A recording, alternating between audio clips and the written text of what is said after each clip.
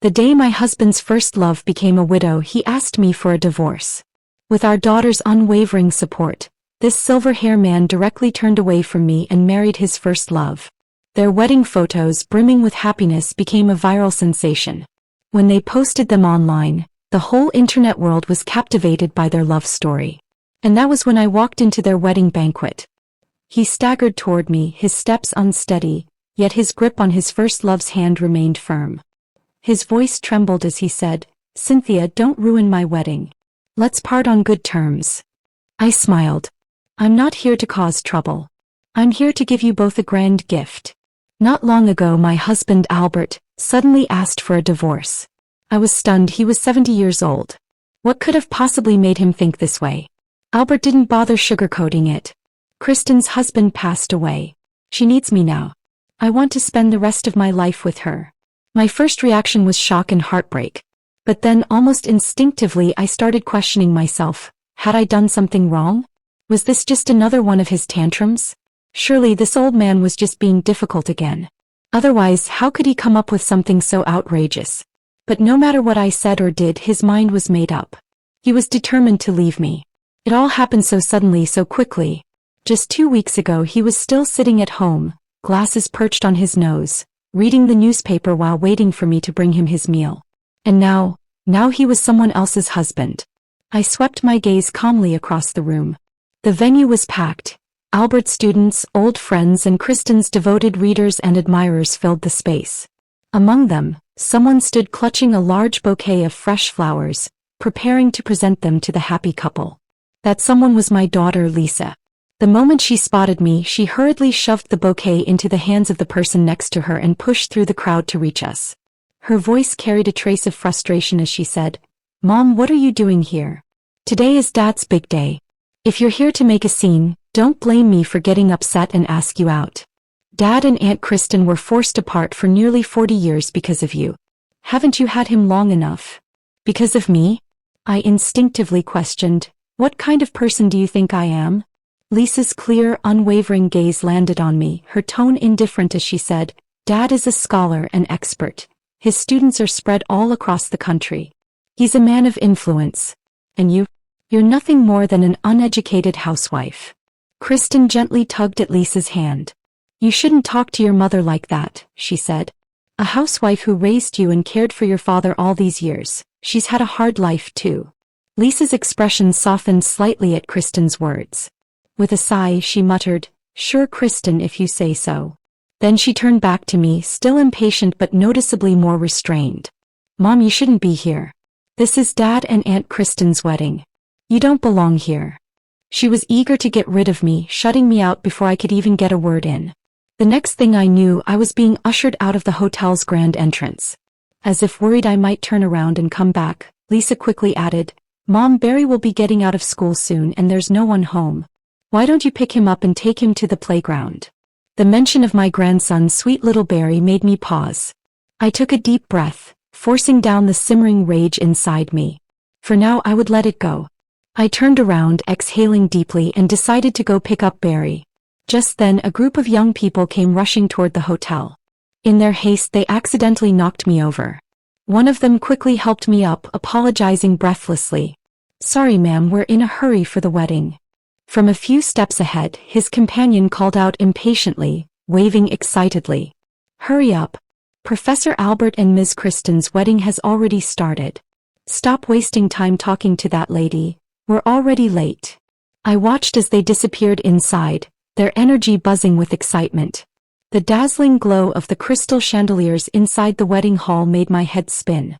On the massive projection screen, their wedding photo shone brilliantly, the hashtag love knows no fear emblazoned beneath it.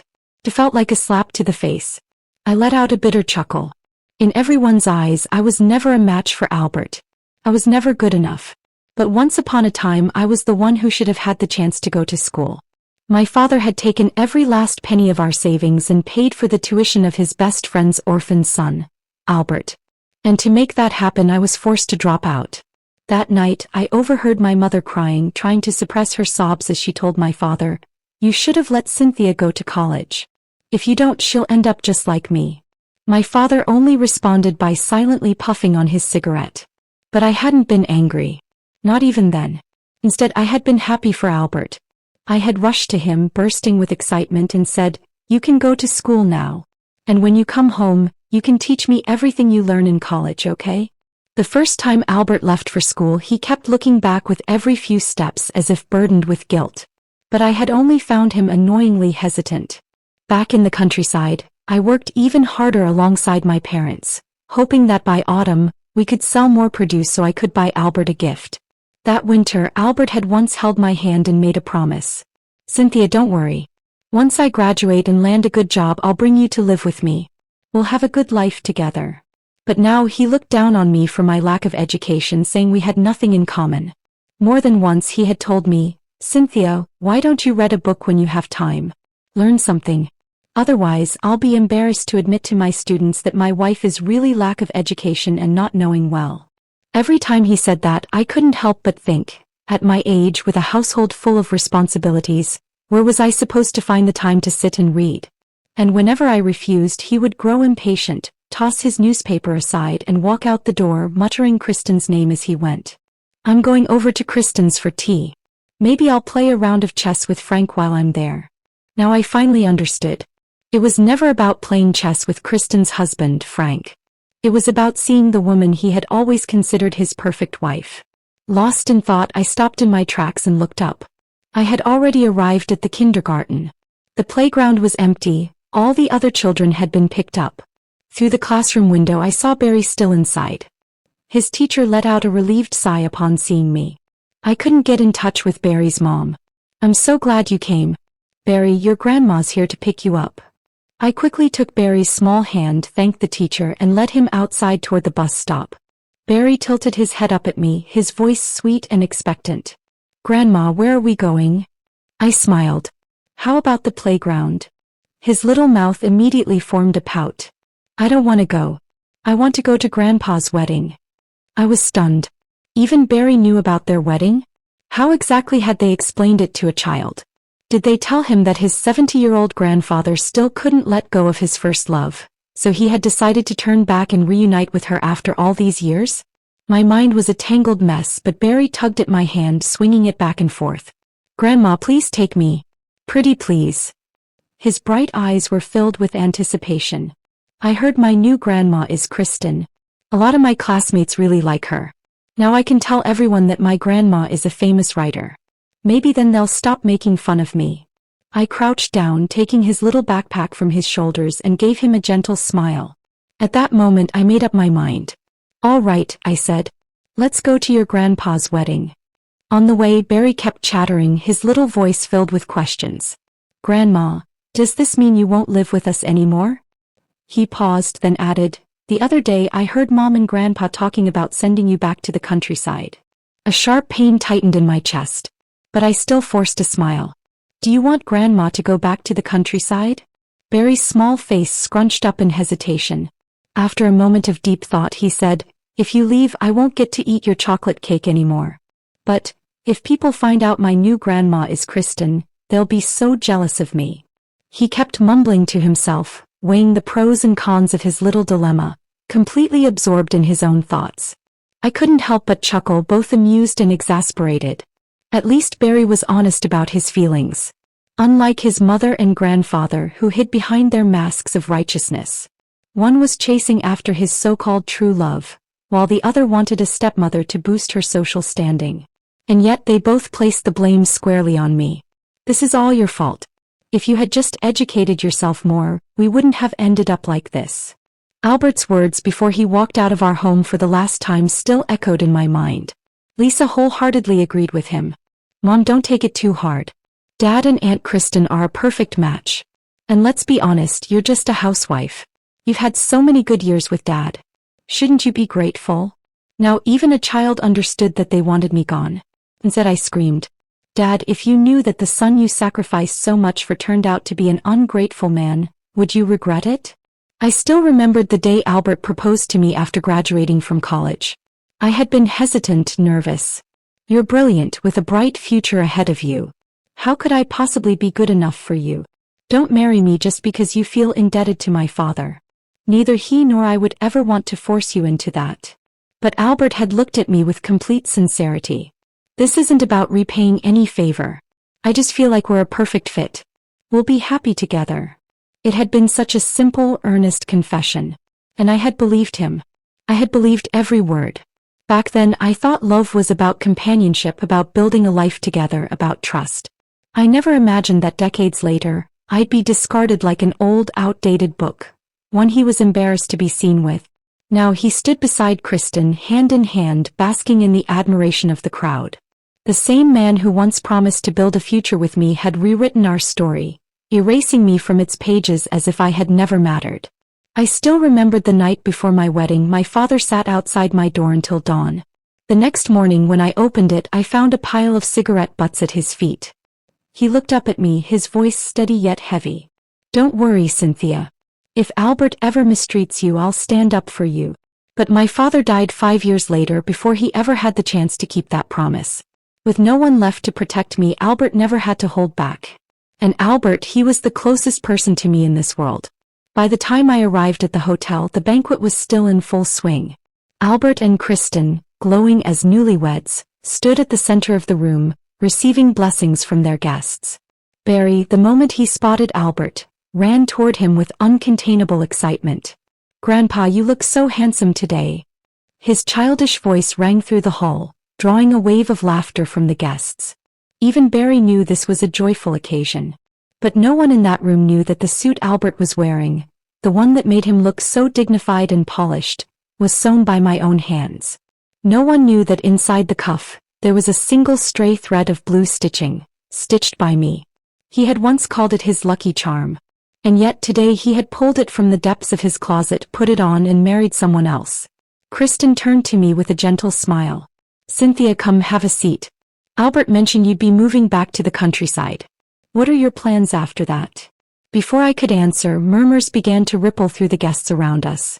Why is she here? A woman this ordinary, with no talent or accomplishments, actually managed to marry someone like Professor Albert? She must have had some nerve to pull that off. Right? And now that he's divorcing her, how could she possibly accept it so easily? But let's be honest, she was never a match for him to begin with. Just because their fathers were friends doesn't mean she had the right to hold on to him forever. Their words cut through me like 1,000 tiny blades. Memories flooded back, the ones I had long buried. Like how, despite years of marriage, Albert never once allowed me to visit his workplace. Not even to bring him food, clothes, or important documents. Whenever I had no choice but to drop something off, he insisted I leave it with the security guard, claiming I was just the housekeeper. Or the time I had timidly asked him to recommend some books for me. His response had been cold and dismissive. "Do you even have the ability to read them? Stop wasting time. If you have time for books, you should be in the kitchen. We're hungry." To him, I was never worthy of knowledge. Because if I learned to read, if I broadened my mind, he wouldn't have an excuse to belittle me anymore. And without that excuse, how could he justify leaving me? How could he justify running back to his precious first love? "Mom, what are you zoning out for? Everyone's watching." Lisa's voice snapped me out of my thoughts. She let out an exasperated sigh. "Just leave already. Here, take $100, grab a cab and go home. Don't make a scene. I'll come back after the wedding and have dinner with you, okay?" She pulled out the cash, ready to shove it into my hand. For years, I had been nothing but a housewife with no income of my own.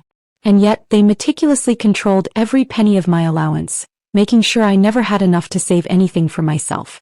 Every expense had to be accounted for. Even when I fell ill, I had to request money for a doctor's visit. But now she was eager to throw cash at me, desperate to make me leave. How ironic. I stared at the bills in her hand and refused to take them. Lisa hesitated, confused by my reaction. "Is it not enough?" she asked. "Fine. 300. No, 500. Will that do?" Before she could finish, I slapped her across the face. The crisp sound echoed through the hall. Lisa froze, too stunned to react. The entire room went silent as curious onlookers craned their necks to watch the spectacle unfold. I looked her dead in the eyes. "Who do you think you're talking to?" My voice was cold. "You're bribing your own mother to leave, just so your father can marry his mistress in peace? You're just as ungrateful as he is." Lisa stood there, stunned, her cheek burning red. Albert and Kristen quickly stepped in, trying to smooth over the tension. Albert sighed, his tone heavy with forced patience. Cynthia, calm down. This is my wedding. He paused before adding, fine. I admit your father helped me.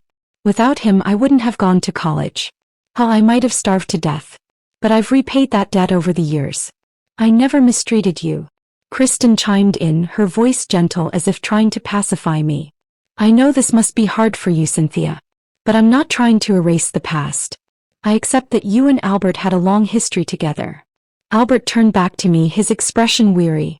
So why are you still clinging to the past? Why can't you just let go? I let out a short, cold laugh. Half of what you said is true, I said evenly. You didn't mistreat me. After all, I didn't starve to death under your roof. But while you were off securing research grants, most of that money went straight to Kristen and her family. Murmurs rippled through the crowd. I continued, my voice unwavering. And after I gave birth to Lisa, you stopped sharing a bed with me. No, you stopped sharing a room altogether. You told me you needed a quiet space to focus on your research. That you didn't want to disturb me or Lisa's sleep. Even when Lisa was away, you refused to come near me. I met his gaze and tilted my head. Now I finally understand why. The murmur in the crowd grew louder. You weren't preserving your academic focus. You were preserving yourself for Kristen. A stunned silence fell over the room before the whispers erupted again. Oh my God, is she serious? I thought Professor Albert was forced into his first marriage. But now, even if he didn't love her, he was married to her. To treat her like that. Silent treatment for decades? That's just cruel. Albert's face darkened. His hands clenched at his sides as he shook his head. This is humiliating, he muttered. How could you say something like that in front of all these people? I raised an eyebrow. Oh, now you care about your dignity? I took a step closer, my voice sharp and unwavering. You've had decades of dignity, Albert. Where was that dignity when you were sneaking behind Frank's back? When you and Kristen were running around behind her husband's back, keeping your little affair alive? The moment the words left my mouth, the entire banquet hall erupted. Gasps, whispers, scandalized murmurs. Albert's hand shot up, his finger nearly jabbing at my face. His whole body trembled with rage. You foolish woman. Do you have no shame?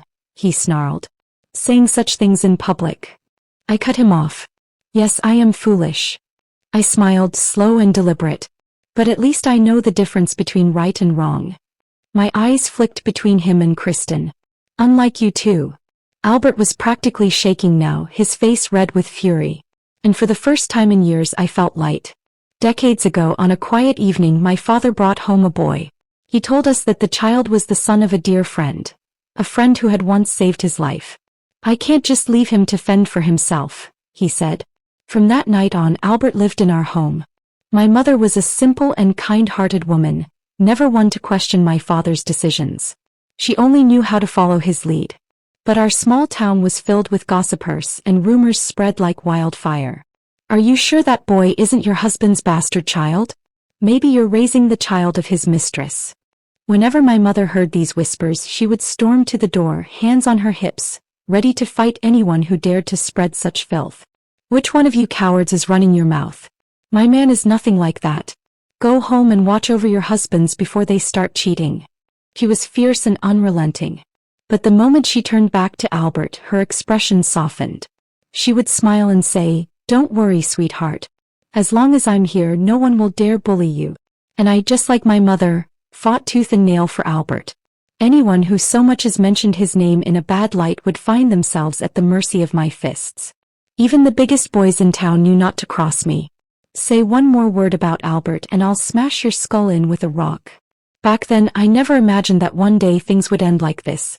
That after all those years of standing by his side, I would come to realize that I had wasted my entire life on a fraud. Albert's voice snapped me back to the present, his face as cold as ice. I've already told you, I'm spending the rest of my life with Kristen. No matter how much of a scene you make, it won't change anything. Instead of embarrassing yourself, why not hold on to what little dignity you have left? I spat at his feet. I don't care who you spend your life with, I said. I never said you couldn't move on. But our divorce isn't finalized yet and you've already rushed to throw yourself a wedding. My voice dripped with mockery. Tell me, who here is the one without dignity? I took a step forward, staring him down. You want a divorce? Fine. But I will not accept your terms. My voice grew sharper. I gave everything, to this marriage. And now you want to toss me aside with nothing? Do you think I'm too stupid, too uneducated to know how unfair that is? Kristen let out a low, contemptuous laugh, her eyes brimming with condescension. Cynthia, she sneered, we're not asking you to leave with nothing. It's just that, well, maintaining a household for all these years has been expensive and there isn't much left. But don't worry, when you move back to the countryside, Albert will still send you a living allowance. And I'll even help cover the costs to renovate your old house. Her words sent a ripple through the crowd. The murmurs turned into open disdain. Oh, so that's what this is about. She just wants money. Figures. I knew she wouldn't let go so easily. What a schemer. What a disgrace. Clinging on to him for dear life even after he's moved on. I let out a cold, bitter laugh. I thought I was standing in a room full of intellectuals, I said slowly, my voice dripping with irony. But it turns out you're just as ignorant as they are. My gaze swept across the crowd. You're no different from these two ungrateful, self-righteous hypocrites. I laughed again, softly this time. Then I turned back to Kristen and Albert, my smile razor sharp. You want to play it this way? Fine. I tilted my chin up. I'll see you in court. I may be 70 years old, but at least I've lived long enough to finally see things clearly. If nothing else, I can say I've truly understood life before it ended. I didn't argue with them anymore. I simply turned and went home. While they were still busy celebrating, I packed my belongings. That's when I realized I had almost nothing to take with me. A single suitcase barely half full. When I was done, I dragged it to the front door only to run into them just as they returned. Lisa was the first to speak. Mom, you can stay at the house for a while if you want. We're leaving for a short trip anyway. Her tone was casual, as if we hadn't just stood on opposite sides of a battlefield. Kristen's new book launch was happening in the next city over, and apparently they all wanted to make a trip out of it. I had never expected my daughter to be so close to Kristen. I let out a soft laugh and shook my head. Well, I hope you all have a wonderful trip. I wasn't angry. I didn't argue. That seemed to unsettle them more than anything else. Albert cleared his throat, his voice careful. Cynthia, I know you're a reasonable person. Just don't do anything foolish, all right? Even Lisa, who had always treated me with thinly veiled contempt, looked somewhat uneasy. Where are you going? She asked. I'll drive you. Lisa had never offered to drive me anywhere. Even when I'd asked for a ride to the market, she would always refuse, too embarrassed to let anyone see her scholar father's illiterate wife. And yet today she was suddenly volunteering to take me somewhere. Guilt maybe? I looked at her, my expression unreadable. That won't be necessary, I said evenly. You should stay here and bond with your new mother. After all, you'll need her influence if you want to keep climbing that social ladder. My words carried the sharp edge of sarcasm. Lisa's lips parted slightly as if she wanted to say something, but I didn't wait to hear it. I turned away without a second glance and walked out of that house. That night I saw Lisa's latest post online, a family portrait. In the photo, Lisa leaned in close to Kristen, their faces pressed together like mother and daughter. If Kristen had ever had a biological daughter, she wouldn't have looked any different. But Kristen couldn't have children. She had fallen gravely ill when she was younger, and the illness had left her infertile. Frank, however, had adored her, cherishing her even more after her sickness. He had loved her fiercely, devotedly, never wavering. And yet, even as I thought of Frank's unwavering love, all I could feel was pity for him. Because if Kristen had never given Albert any hope, he wouldn't have proposed to her the moment Frank was gone. The truth was obvious. Those two had been involved long before Frank ever passed. I contacted a lawyer to draft a new divorce agreement. After listening to my story, he was furious. Ma'am, in your situation, we must expose him as the at-fault party in this marriage. Otherwise, if he argues in court that he supported you all these years, it could put you at a disadvantage when it comes to dividing assets. With his guidance, I recorded a short video and uploaded it to social media. In the video I laid everything out, the decades I had spent with Albert, the sacrifices I had made, and how I was being discarded like an old, useless object. I don't want him back. I just want what I'm owed. That last line was something my lawyer insisted I add. At first I was worried. After all, at the wedding, plenty of guests had already called me shameless for daring to show up. Surely the internet would tear me apart even worse. But to my surprise, the reaction was nothing like I expected. Wait, isn't this the woman from that high-profile wedding? The OG wife. Grandma, you did the right thing. You have to fight for your rights. You sacrificed everything for him and now he wants to toss you aside with nothing? Hell no. The comments poured in and with them the tides shifted. It's not even about money. She gave up her education for him, dedicated her entire life to being a housewife, and now he wants to send her to the countryside with nothing? That's just evil. As the video gained traction, my phone rang. Albert. I answered, already knowing what he was going to say. Cynthia. His voice was tense, his tone rushed. You want money? Fine. I'll give it to you. Just stop encouraging people to attack Kristen. Do you even know? She's been crying so much her eyes are swollen. In the background I heard Barry's small voice choked with sobs. Grandma's bad. Grandma only wants money. Grandma is bad. If this had been before, those words would have broken me. But now I just smiled. Calmly I said into the phone, I've had my lawyer draft a new divorce agreement. Sign it and once we're officially divorced I won't bring this up again. Albert was silent for a long moment. Then finally he exhaled. Fine. And with that he hung up. Just when I thought this ordeal was finally coming to an end, Lisa made a post on social media. My mother has been a housewife all her life, but she has a domineering personality. My father and I lived under immense pressure because of her. In her video she kept hinting that my father cheated. But let me ask, how could he have possibly cheated? He's 70 years old. He spent his entire life trapped in a hopeless marriage. Only when he felt that his days were numbered did he finally work up the courage to ask for a divorce. And just then Aunt Kristen became a widow. Two lovers from their youth, finally reunited in their twilight years. What's so wrong about that? Her words stirred up a whole new wave of discussion.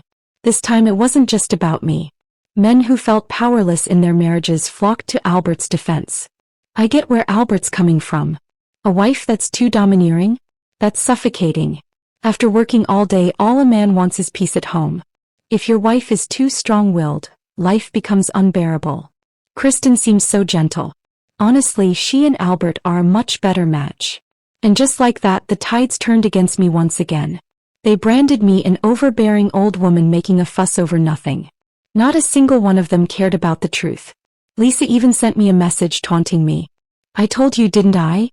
Stop fighting. Just go back to the countryside and live out the rest of your days in peace. With Lisa publicly defending Albert, he saw his chance to backpedal. The man who had once been so eager to settle things was now avoiding me. My lawyer couldn't reach him. Calls went unanswered. Fury burned in my lawyer's voice. Ma'am, your daughter, she's something else. Does she not realize what you've been through? You gave your whole life to this family and this is how they repay you? Don't worry. I will win this case for you.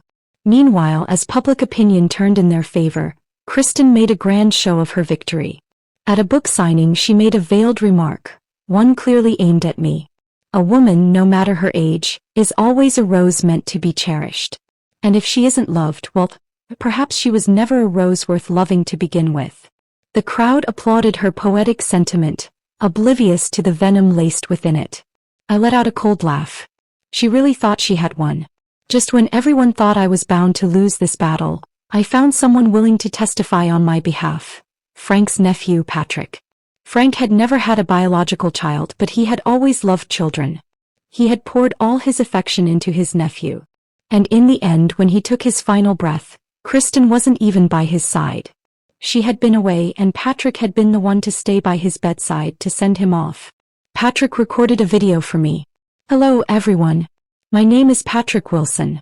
I am in name Kristen's nephew, but in reality my uncle was Frank Wilson, Kristen's husband. Or should I say ex-husband now, since she wasted no time marrying someone else after his death. Since I was young I've had a passion for photography. My uncle supported my hobby, he even bought me my very first camera. And with that camera I captured something I wished I had never seen. Kristen. With other men. For years I struggled with what to do. Should I tell my uncle? Should I break his heart? But before I could decide, he was gone. And I can't help but wonder, was Kristen to blame? She had been emotionally distant for years, and my uncle had been growing more and more despondent. And Kristen, she never even tried to hide her affairs. These photos may be decades old, but they're clear enough to show the truth. And among those men was Albert. Even I didn't expect that they had been entangled for so long. The video ended. I called Patrick, thanking him over and over again. On the other end of the line, he was silent for a long time before finally sighing. "Ma'am, you and my uncle are alike. You're both good people. And I refuse to let you suffer like he did. Some people may grow old, but their character remains rotten. People like that don't deserve our respect." The moment I hung up, Lisa's message popped up. "You froze all the family assets. How are we supposed to live now?" Right after Albert called. His voice was agitated. "Cynthia, how could you really go through with suing me? Do you want to ruin my reputation?" I didn't bother entertaining him. Patrick's video had ignited a storm. Public opinion flipped once again. My lawyer released an official statement. Mrs. Cynthia has formally filed for divorce. The only dispute remains the division of assets. My client dedicated her life to this family, only to be betrayed in her later years and left with nothing. This is simply unjust. As her attorney, I will ensure that her legal rights are protected and will take legal action against those spreading false accusations against her. More and more people started speaking up. Former neighbors, Albert's colleagues, even a young woman who had once been Kristen's devoted fan. I used to admire Kristen so much. But after learning the truth, I can't believe I ever saw her as an inspiration. That one simple sentence carried an enormous weight. Kristen's books were pulled from shelves. Several publishing houses publicly severed ties with her, issuing statements condemning her actions. Integrity matters as much as talent. We value literature, but we value morality just as much. Both are indispensable. Then one evening there was a knock at my door. I opened it to find Albert and Kristen standing there. Kristen's knees buckled the moment she saw me, and she nearly threw herself to the ground. "Cynthia, please, I can't take this anymore. I'm begging you, let us go, let this go." Albert stood beside her, his face flushed red with humiliation. For a long time he said nothing. Then in a low voice he finally muttered, "If you leave Kristen alone, I'll come back. We can go back to the way things were." I stared at him for a moment before letting out a short laugh. "You really think too highly of yourself, don't you?" His eyes flickered. "You actually believe I'm doing all this just to get you back?" I smirked. "Albert, the day you asked for a divorce was the day I stopped considering you my husband. I'm not trying to win you back. I'm simply taking back what I deserve, for myself and for my parents who gave up so much for you." Albert's face darkened further. Kristen was still kneeling, quietly sobbing. I lifted my foot and lightly nudged her. Caught off guard, she stumbled to the side, looking up at me in shock. After all, despite the way they had slandered me, claiming I was aggressive and domineering, I had never once laid a hand on any of them. I had endured everything they threw at me without ever retaliating. But now I was done enduring. I looked down at Kristen and smiled. "Enough with the act. We both know you don't mean a single word of that apology." Her breath hitched. He knew it too. At this point, staying with Albert was her only option. Without him, she had nothing, not even someone to care for her in old age. And Albert? I knew him too well. He was already planning his next move. Sure enough, he cleared his throat and tried again, his voice softer this time. "Cynthia, I really do regret everything. Let's just put this behind us, okay?" At that moment, Lisa's name popped up on my phone. "Mom, Dad and Kristen went to see you. Are you guys talking? Dad says they're there to apologize to you." I typed back. "Yes, your parents are here. Your mom is crying." Lisa responded almost immediately. "What? My mom isn't you? You're not crying." I stared at the message for a second before chuckling coldly. They really were shameless. Without hesitation, I blocked Lisa's number. This mother-daughter relationship had come to its end.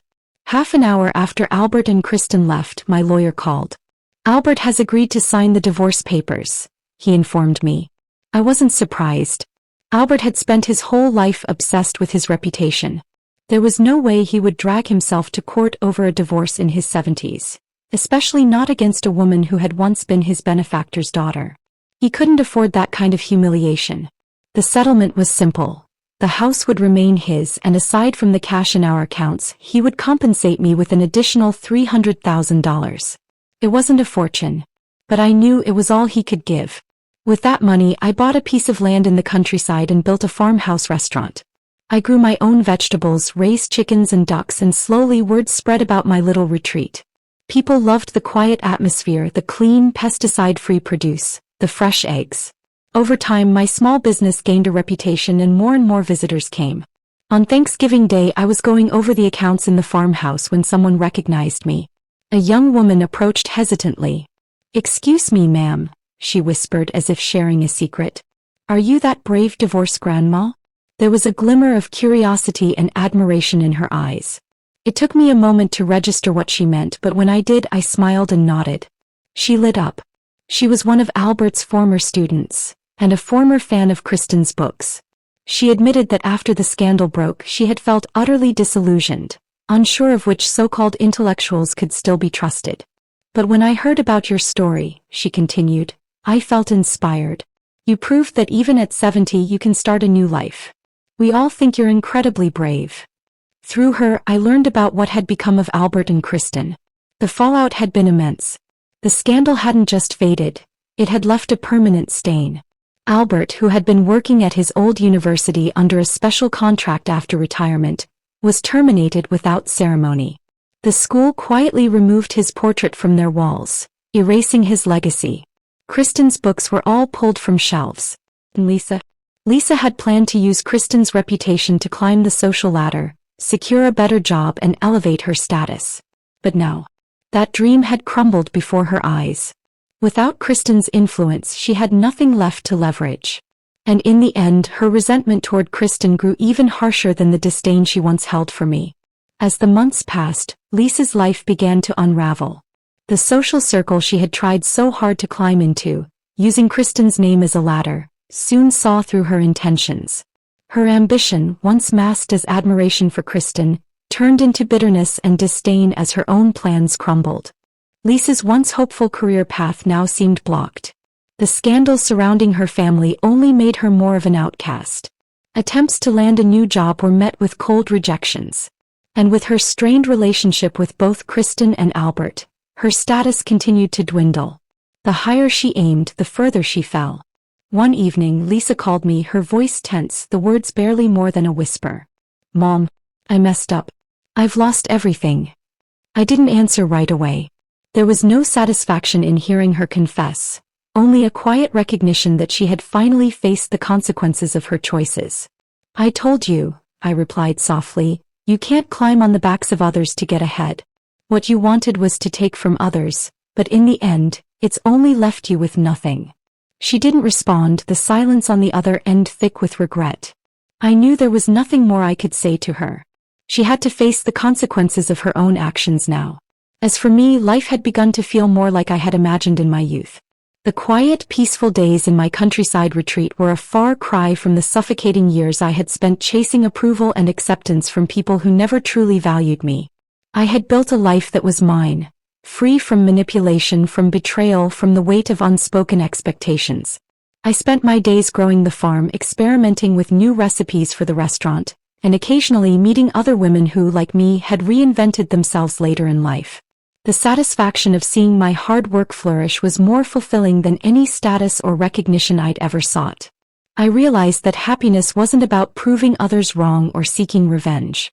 It was about creating a space where I could truly be myself. Looking back, I had paid a steep price for the lessons I'd learned.